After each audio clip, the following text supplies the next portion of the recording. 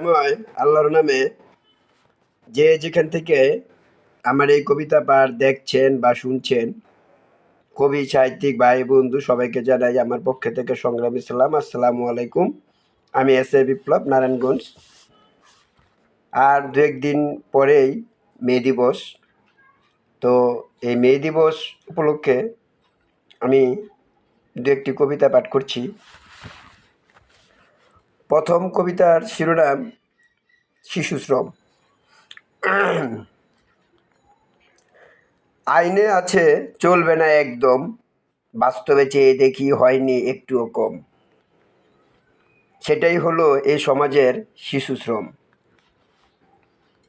বুঝি না আইন কি শুধু বইয়ে থাকার জন্য? ওদের মুখে ব্যবস্থা করে দিন অন্য। হুঁশিয়ারি সহ আরও কিছু জায়গাতে এখনো শিশুশ্রমের দেখা আজও মেলে যে। ওরা তো চায়নি টাকা কিংবা বাড়ি, শুধু চায় বাসস্থান, অন্ন আর বস্ত্র। তবে কেন ওদের হাতে তুলে দিতে পারছি না কলম নামকো অস্ত্র? সমাজের মাথাওয়ালারা একটু এগিয়ে আসুন, সকলে মিলে ঘুরে ফিরে খুঁজে দেখি শিশুশ্রমে জড়িতদের দণ্ড প্রদান করি। তবুও দূরে সরে যাই না যেন বলে সরি। আইন করে বলেন তো লাভ কি? সমাজে যখন শিশুশ্রম বাড়ছেই দেখি। আমার পরের কবিতার শিরোনাম ভিক্ষা কি বন্ধ হবে না?